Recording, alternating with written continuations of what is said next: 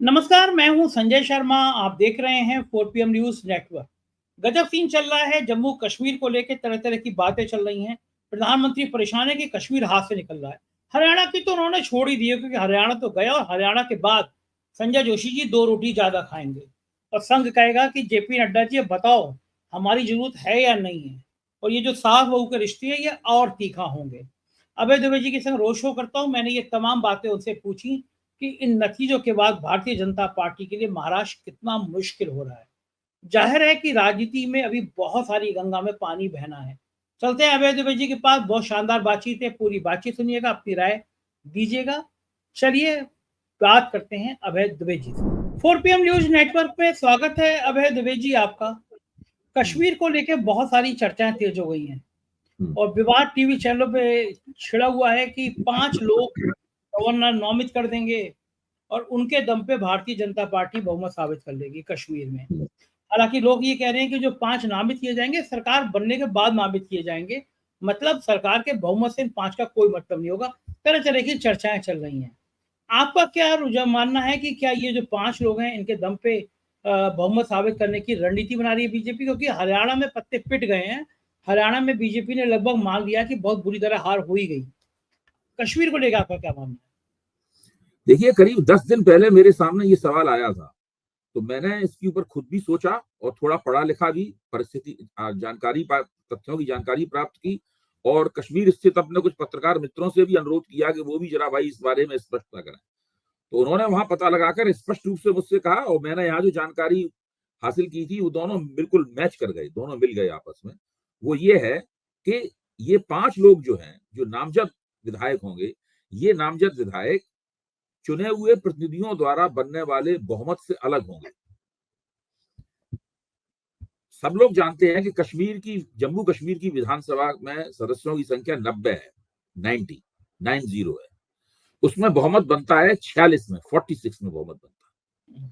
अगर ये 5 लोग उसमें शामिल होते, तो शुरू से ही कहा जाता कि इसमें जो सदस्यता है, वो 95 है, 95 है और बहुमत 46 में नहीं होगा, बल्कि 95 का आप आधा कीजिए और उसमें 1 जोड़िए, उसके वो होगा। होगा। यानी इसमें ढाई और जोड़ दीजिए आप इसके अंदर 46 में, साढ़े 48 48 या 49 में बहुमत होगा, 48 में बहुमत होगा, 48 में बहुमत होगा। लेकिन आज तक किसी ने ये नहीं कहा। अच्छा, दूसरे ये मेरा मानना ये है कि मीडिया द्वारा उठाया गया एक शोषा है, ताकि कुछ सनसनी पैदा हो सके और कुछ फालतू की बहस को जन्म दिया जा सके। कोई राजनीतिक दल नहीं कह रहा है इस बात को कि ऐसा हो सकता है। यहाँ तक कि जब भारतीय जनता पार्टी के सबसे बड़े नेता जो माने जाते हैं कश्मीर में रविंद्र रैना, उनसे पत्रकारों ने ये पूछा कि सब लोग घबराए हुए हैं कि अब वो 5 लोगों से फर्क पड़ जाएगा। तो रविंद्र रैना ने साफ तौर पे कहा, कांग्रेस पे कटाक्ष किया, आक्षेप किया। उन्होंने कहा चूंकि कांग्रेस चुनाव हारने के कगार पे है, इसलिए वो डरी हुई है, इसलिए वो इस तरह की बातें कर रही है। लेकिन उन्होंने रविंद्र रैना ने ये नहीं कहा कि ये बात सही है। उन्होंने कहा कि जो कानूनन है वो किया जाएगा, जो एलजी वो काम करेंगे जो कानूनन उचित है, जो कानून के मुताबिक उचित है। एक बार भी उन्होंने नहीं कहा कि ऐसा हो सकता है। अच्छा, दूसरी एक और सोचने वाली बात है कि सब लोग जानते हैं कि एलजी मनोज सिन्हा है, लेफ्टिनेंट गवर्नर मनोज सिन्हा है। वो अगर 5 लोगों को नियुक्त करें, 5 लोगों को नामजद करेंगे, तो वो 5 लोग भारतीय जनता पार्टी का समर्थन करेंगे। आखिरकार भारतीय जनता पार्टी के लोगों को ये कहने की जरूरत ही क्यों पड़ी? सही बात। आप सोचिए ना, भारतीय जनता पार्टी के लोगों को और पत्रकारों को ये कहने की जरूरत ही क्यों पड़ रही है? क्योंकि उन्हें पता है कि भारतीय जनता पार्टी बहुमत प्राप्त करने नहीं जा रही है और अगर वो बहुमत से थोड़ी भी दूर हुई तो घाटी में या कश्मीर में या जम्मू में कोई भी ऐसी राजनीतिक ताकत नहीं है जो भाजपा को स्पर्श करना भी पसंद करे। मैं तो ये मानता हूं ना पीपुल्स डेमोक्रेटिक पार्टी जो पहले उनके साथ सरकार बना चुकी है, ना नेशनल कॉन्फ्रेंस जो एनडीए में एक जमाने में रह चुकी है, केंद्र में मंत्री रह चुकी है, ना ही इंजीनियर रशीद की पार्टी। अगर उनको एक आध कोई दो सीट मिलती है, पहले तो मिलेगी नहीं, लेकिन अगर मिलती भी है तो वो भी भारतीय जनता पार्टी को सपोर्ट करने से पहले 1 लाख बार सोचेगी। भारतीय जनता पार्टी कश्मीर की राजनीति में पूरी तरीके से अकेली पड़ चुकी है। वो जमाना चला गया जब उन्होंने पीडीपी के साथ मिलकर सरकार बनाई थी, तो वो सरकार धारा 370 और 35A के तहत बनाई गई सरकार थी। आपको ध्यान होगा जब उस सरकार ने शपथ ली थी, उसमें नरेंद्र मोदी भी मंच पे मौजूद थे और उसमें 2 झंडे थे। एक झंडा तिरंगा था और एक जम्मू कश्मीर राज्य का झंडा था। ये तस्वीर पूरी अखबार में प्रकाशित हुई थी। तो वो एक पुरानी परिस्थिति थी जिसमें ये सरकार बनाई गई थी। जब से भारतीय जनता पार्टी ने 35 खत्म की है, उसके बाद से कश्मीर में राजनीति करने वाला कोई भी व्यक्ति और कोई भी पार्टी भारतीय जनता पार्टी का समर्थन नहीं कर सकती। भारतीय जनता पार्टी या तो 46 सीटें लाए, सरकार बनाएगी, इसमें कोई शक नहीं। लेकिन अगर उसकी 46 सीटें नहीं आई तो वो रह जाएगी, वो सरकार नहीं बना पाएगी, सरकार दूसरे लोग मिलकर बनाएंगे। और भाजपा को पता होना चाहिए कि भाजपा अकेली पार्टी के तौर पर लड़ रही है, बाकी लोग गठजोड़ बना के लड़ रहे हैं। भाजपा ने किसी साथ गठजोड़ नहीं किया हुआ है वहां पर। हरियाणा में गठजोड़ है, हरियाणा में भी भाजपा ने कोई गठजोड़ नहीं किया हुआ है, लेकिन दूसरे गठजोड़ों से भाजपा को समर्थन मिलने की भाजपा को उम्मीद है। लेकिन वहां तो मामला ही दूसरा है, वहां तो भाजपा का सुपड़ा साफ हो रहा है और सबका सुपड़ा साफ हो रहा है। कश्मीर में भारतीय जनता पार्टी अकेले चुनाव लड़ रही है और इंडिया गठबंधन नेशनल कॉन्फ्रेंस और कांग्रेस के रूप में चुनाव लड़ रहा है। लेकिन पीपुल्स डेमोक्रेटिक पार्टी बार बार ये कहती रही है कि वो इंडिया गठबंधन में शामिल है और पूरे चुनाव में उन्होंने इंडिया गठबंधन के खिलाफ एक लफ्ज भी नहीं कहा है पीडीपी ने। बिल्कुल ठीक बात है। मुझे अब ये समझना चाहूंगा मैं, फारूक अब्दुल्ला ने बयान दिया है संजय जी, आज ही फारूक अब्दुल्ला ने बयान दिया है, सवेरे अखबारों में बयान दिया है कि अगर पीडीपी गठबंधन में आती है तो अच्छी बात है। सही बात है। मैं ये समझना चाहूंगा कि इन नतीजों से, विधानसभा के नतीजों से भारतीय जनता पार्टी के अंदर क्या फेरबदल होगा, क्या उलटफेर होगा? मोदी के चेहरे पे लोग भरोसा करना कम करेंगे, संघ के रणनीति, क्योंकि पूरा तस्वीर आप बीजेपी की अब क्या देखते हैं इन विधानसभा चुनाव के नतीजों दो पहलू हैं आपके सवाल के। एक पहलू यह है कि नरेंद्र मोदी के चेहरे का क्या होगा, उसको किस तरह से देखा जाएगा, उसकी छवि क्या बनेगी। दूसरा यह है कि कश्मीर और जम्मू में भारतीय जनता पार्टी का जो राजनीतिक ढांचा है उसका क्या होगा। भारतीय जनता पार्टी जिस तरह टिकट बांटे हैं उसी से स्पष्ट हो गया है कि वो पुराने राजनीतिक ढांचे को डिसमेंटल करने की फिराक में है। वो पुरानी भाजपा जो पहले से चली आ रही थी, इसमें रविंद्र रैना थे और वो थे, क्या नाम भूल रहा हूँ, जो उप मुख्यमंत्री रहे हैं, वो थे कई लोग। उन सब लोगों को भाजपा धीरे धीरे चाहती है कि इनको हटाया जाए। भाजपा कुछ नए नेतृत्व को उभारना चाहती है। मुझे लगता है कि भाजपा जब विपक्ष में बैठेगी विधानसभा में तो उसका नेता वगैरह भी नया ही व्यक्ति होगा कोई। अच्छा, जहां तक नरेंद्र मोदी का सवाल है, नरेंद्र मोदी तो वैसे भी कश्मीर में कहीं कोई, कश्मीर घाटी में तो बिल्कुल प्रभावी थे ही नहीं, कभी भी प्रभावी नहीं थे। जम्मू में भी भाजपा कोई बहुत ज्यादा 30 जो राम माधव का दावा था उस तरह चुनाव जीतने जा नहीं रही है। सब लोग जानते हैं कि वहां कांग्रेस भी कुछ सीटें जीतेगी और भाजपा मुश्किल से 20 से 25 के बीच में सीटें जीत पाएगी जम्मू में। तो ऐसी स्थिति में कश्मीर के भाजपा और के नेताओं और वहां राष्ट्रीय स्वयंसेवक संघ के जो लोग हैं उनको इस चुनाव से पता चल गया होगा कि अब नरेंद्र मोदी की कोई कश्मीर की राजनीति में कोई परचेज नहीं रही। लोग अब भाजपा के नेता जो चुनाव जीतना चाहते हैं उन्हें अपनी लोकप्रियता के दम पर चुनाव जीतना होगा। नरेंद्र मोदी आगे नहीं जिता पाएंगे किसी को। वो बात खत्म हो चुकी है। यही बात हरियाणा में भी होगी, यही बात कश्मीर में भी होने वाली है। अबे जी, संघ का क्या रणनीति होगी, संघ का क्या खेल होगा? संघ को लगेगा कि जो पोस्टर बॉय था, पोस्टर मैन था, जिसके पोस्टर से चुनाव जीत लिए जाते थे, उस पोस्टर का धड़ाम हो गया उस आदमी का चेहरा। हरियाणा में संघ इन चुनावों को बहुत ध्यान से देख रहा है, सारी बातें नोट कर रहा है। वो ये भी देख रहा है कि मोदी जी ने तकरीबन जो देश की राजनीति है उससे अपने कदम काफी कुछ खींच लिए। ना उन्होंने पहले जैसे उत्साह से ना कश्मीर में कोई प्रचार किया, न जम्मू में प्रचार किया, ना ही हरियाणा में प्रचार किया। आपको ध्यान होगा कि उन्होंने पिछली बार 2014 में 10 या 11 रैलियां की थी हरियाणा में। उसके बाद में 7 या 8 रैलियां 2019 में की उन्होंने। इस बार उन्होंने कुल मिलाकर 4 रैलियां की, वो भी बहुत ही मुरझाई हुई रैलियां थी। उनके भाषण भी काफी मुरझाए हुए थे, उनके अंदर कोई दम नहीं थी। तो वो तो अब साफ दिखाई पड़ रहा है कि नरेंद्र मोदी की लोकप्रियता उतार पर है। एक वोटों की गोलबंदी करने वाले चेहरे के रूप में उनके अंदर कोई धार नहीं रह गई है। वो पूरी तरीके से एक बुझा नेतृत्व पेश कर रहे हैं। एक बुझा हुआ नेतृत्व जो होता है ना, वो पेश कर रहे हैं। और संघ लगातार ये नोट कर रहा है। संघ इतनी जल्दी नेतृत्व परिवर्तन की तरफ नहीं जाएगा, वो अभी और देखेगा थोड़ा। वो अभी फरवरी में देखेगा कि दिल्ली के चुनाव में नरेंद्र मोदी क्या तीर मारते हैं, झारखंड के चुनाव में, उससे पहले महाराष्ट्र के चुनाव में क्या तीर मारते हैं, उससे उसी वक्त झारखंड का चुनाव भी होगा तब वो क्या तीर मारते हैं, फिर फरवरी में दिल्ली के चुनाव में वो क्या करते हैं। ये सारी चीजें देखने के बाद वो तय करेगा कि नरेंद्र मोदी के साथ उसे 2029 तक का वक्त गुजारना है या नहीं गुजारना है।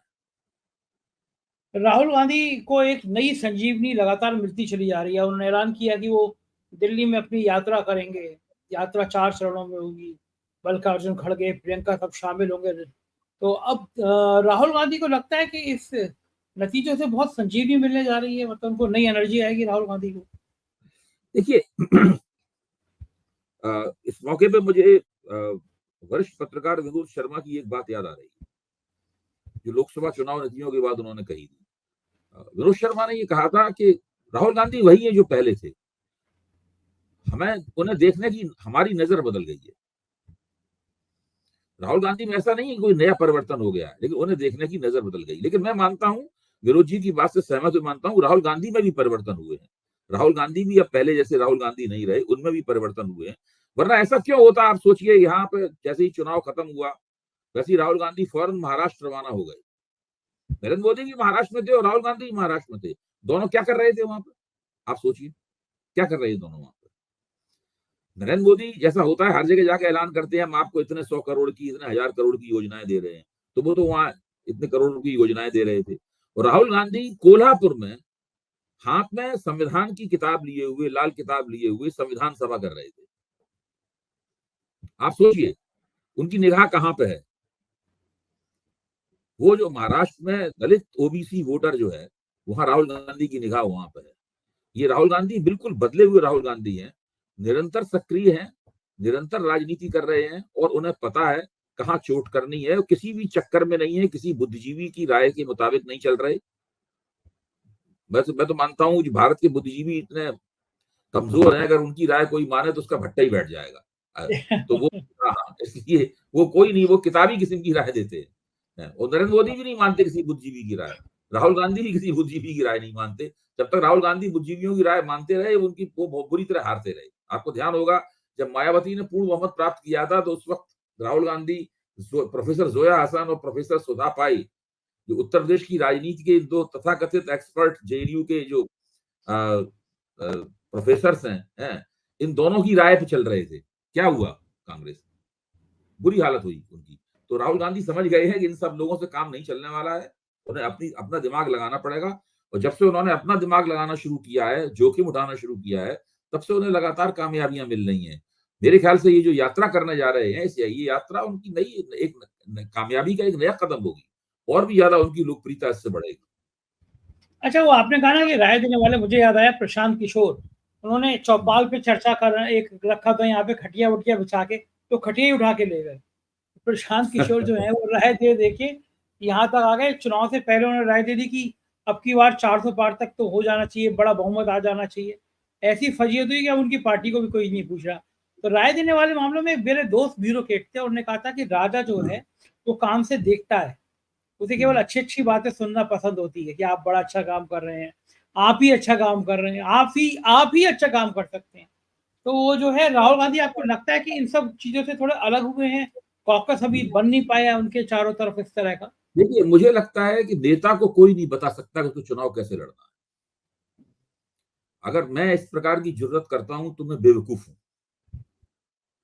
कुछ लोग राय देने के पेशे में होते हैं, उनको राय देना या लोगों को प्रबंधन करना किसी की, उनको एक ब्रीफ दिया जाता है कि आपको इस फ्रेमवर्क में सारा काम करना है। ऐसा नहीं है कि वो फ्रेमवर्क बनाते हैं। जब लोगों को ये गलतफहमी हो जाती है कि वही फ्रेमवर्क प्रोवाइड कर रहे हैं, वही फ्रेमवर्क बना रहे हैं, तब समस्या पैदा होती है।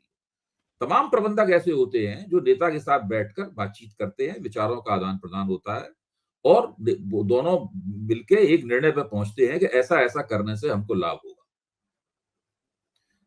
तो वो बिल्कुल अलग स्थिति है। इसलिए चुनाव प्रबंधकों का काम ये नहीं है कि नेता को ये बताना कि आपको चुनाव कैसे लड़ना है।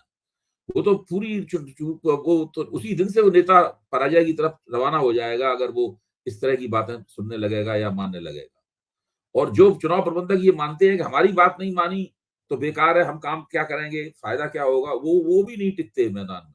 इसलिए वो एक अलग किस्म की दुनिया है।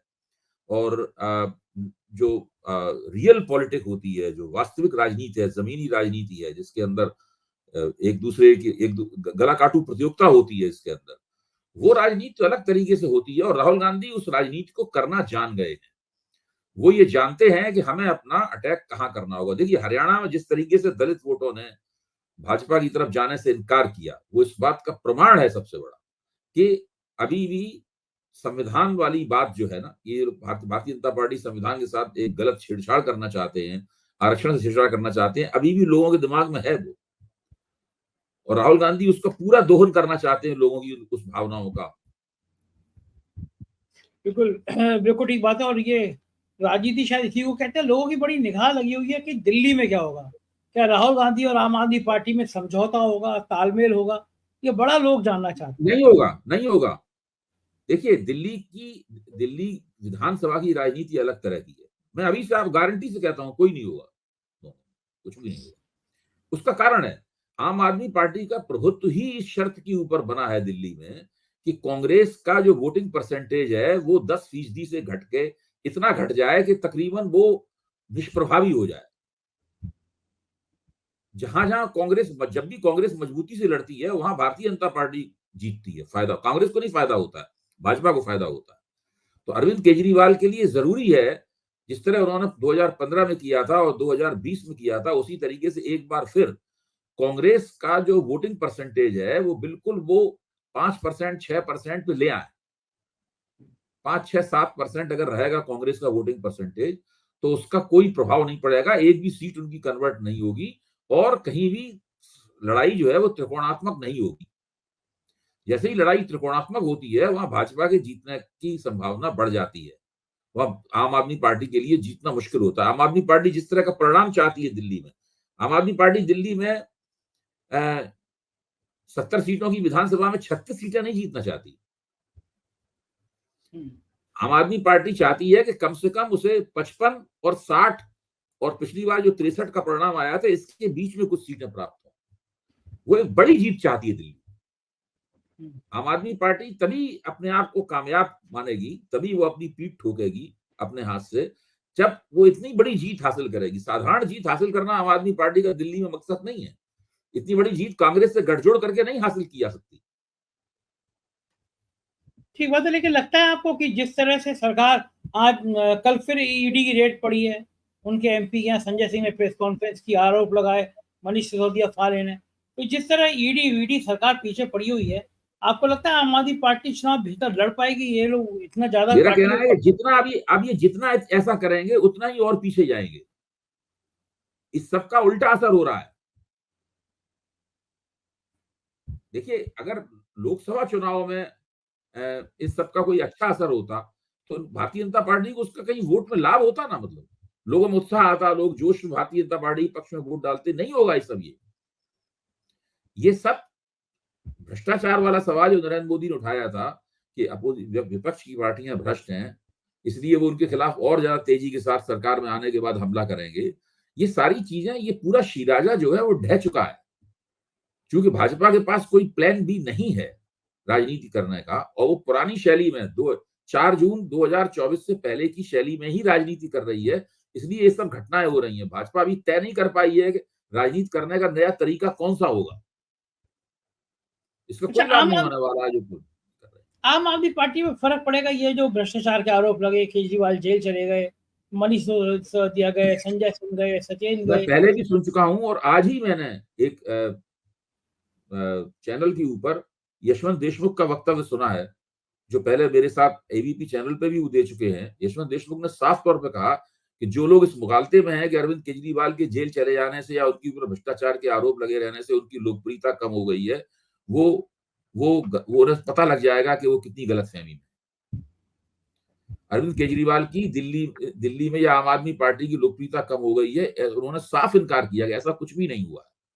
भारतीय जनता पार्टी के पास अरविंद केजरीवाल के जैसा कोई चेहरा नहीं है, और ये सबसे बड़ा लाभ है अरविंद केजरीवाल को दिल्ली के चुनाव में। भाजपा बहुत इस मामले में काफी मुश्किल में है कि वो अरविंद केजरीवाल के मुकाबले किसको मैदान में उतारे। अच्छा, अरविंद बीच में स्मृति ईरानी की चर्चा चली थी। बीच में स्मृति ईरानी की चर्चा चली थी, हम्म। बांसुरी स्वराज की चर्चा चली थी। अब वो चर्चाएं चलनी भी बंद हो गई हाँ, तो सही नहीं चल रही है। और अच्छा, प्रतिदिन आप चुनाव के नजदीक खिसकते जा रहे हैं। ये जो है ये अरविंद केजरीवाल में है क्या? ये जो एक स्थापित राजनेताओं को उन्होंने किनारे लगा दिया, इतने पुराने पुराने राजनेताओं, कौन सी एनर्जी है, कौन सा दिमाग है? लोग कहते हैं अरविंद केजरीवाल का दिमाग बहुत तेज चलता है। देखिए, वो एक बहुत